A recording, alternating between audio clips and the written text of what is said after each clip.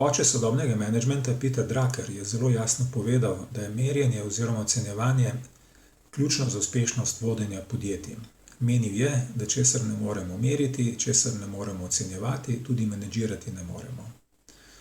Na tem mestu velja pojasniti razliko med merjenjem in ocenjevanjem. Pri merjenju gre za objektivno dodeljevanje kvantitativno izmerjene vrednosti neki značilnosti objekta ali dogodka.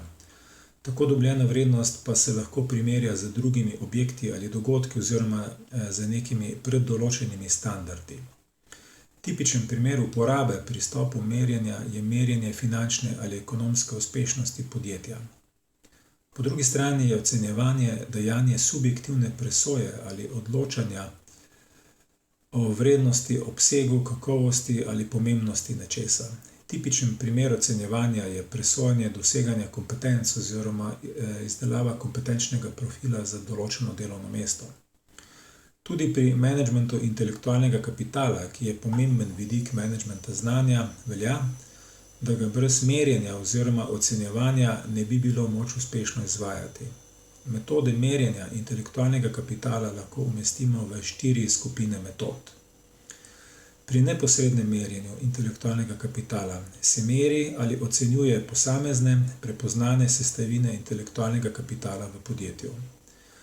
Zaradi velike mere subjektivnosti in specifičnosti posameznih podjetij ta metoda seveda ne omogoča primerjave med podjetji ali med panogami, omogoča pa primerjavo intelektualnega kapitala posameznega podjetja skozi čas. Metode tržne kapitalizacije temeljijo na merjenih in v nekaterih primerih tudi ocenjevanih kriterijih, ki odražajo vrednost podjetja na trgu. Tipični primeri so na primer razlika med tržno in knjigovodsko vrednostjo podjetja, Tobinov Q, kot kvocient med tržno in knjigovodsko vrednostjo podjetja, ter nevidna bilanca stanja, pri kateri se razliki med finančnim premoženjem podjetja ter tržno vrednostjo podjetja doda ocenjene vrednosti neopredmetnenih sredstev zunanje in notranje strukture podjetja ter zmožnosti zaposlenih. Tovrstna metoda merjenja intelektualnega kapitala je močno odvisna od dogajanj na finančnih trgih, pa tudi panožni pripadnosti, kar močno vpliva na uporabnost teh metod.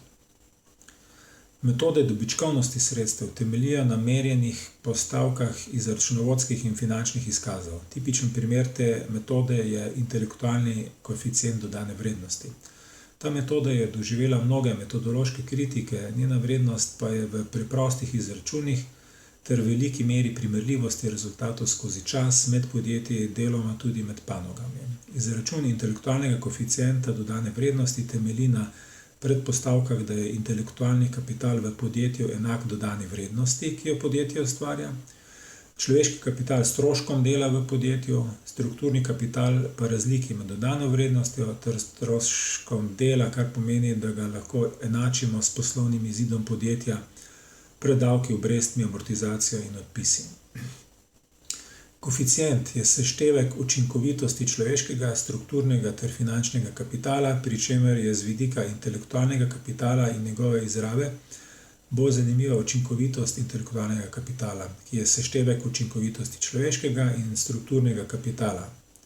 Kot pravi avtor tega kvocienta Pulič, so lahko uspešna le tista podjetja, ki dosegajo učinkovitost intelektualnega kapitala vsaj 2, učinkovitost človeškega kapitala vsaj 1,62 ter učinkovitost strukturnega kapitala vsaj 0,38. Metode celostnih meril oziroma sistemi uravnoteženih kazalnikov, med katerimi uvrščamo zelo znan pristop z imenom Scandia Navigator, temeljijo na merjenju ali ocenjevanju kazalnikov na 4 strateških področjih delovanja podjetja: finančni uspešnosti, sodelovanju s strankami, organizacijskih in poslovnih procesih, procesih prenove in razvoja ter delovanju ljudi.